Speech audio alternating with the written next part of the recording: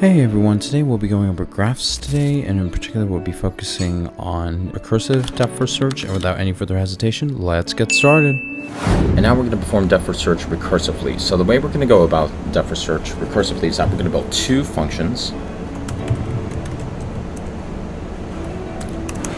One being a helper function.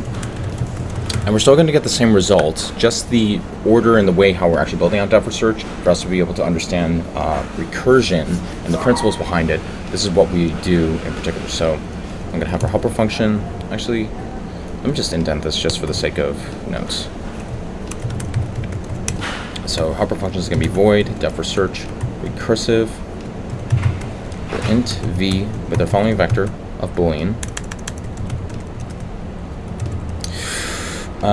And visited, and if it's visited for a following vertices, we're going to indicate true in this case. We're going to output each vertex that we have visited like we did before with iterative approach, and then we're going to have a for auto loop for auto I is equal to a dj for vector at the beginning, and then we'll have I, if I doesn't equal the vectors adjacent, the vector inside the adjacency list at the end, then we're going to keep incrementing I until we actually reach the end.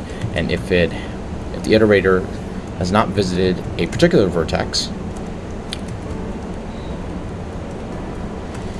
then we're just going to call upon depth first search recursively. Notice in particular how we're looping through in this. This is the magic behind recursion.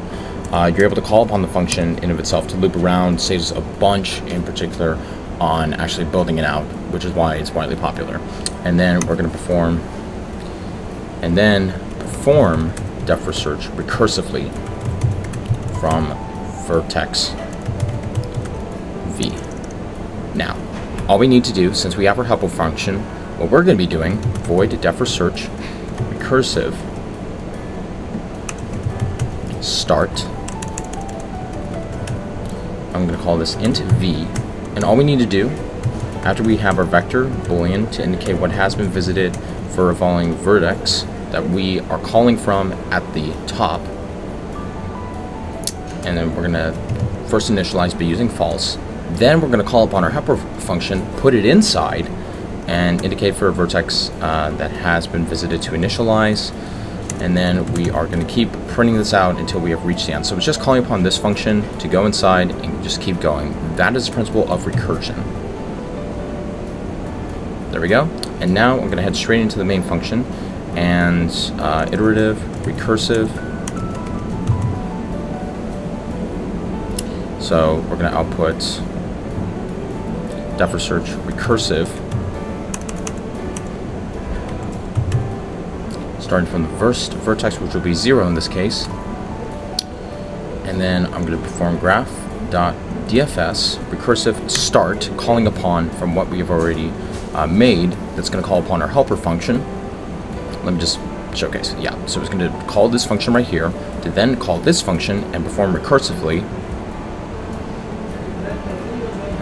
starting at the very first vertex, which we have as 0 in that case. And then it's going to output with what we have. Build succeeded. Let's go back to the top. There we go. It does perform the exact same thing that we have, similar to the iterative approach. It's just the way we built it out is just a different format. Now you can do different variations. This is iterative, and this is recursive that we have to start between the two. Let me just, there we go. So that way we can see everything. Let me just zoom out a little bit. There we go. So that's iterative at the top over here, and this is recursive we have right there, and this is depth first search recursion, and we see the differences between the two overall. Now let's go to breadth first search, focusing on iterative and then recursive.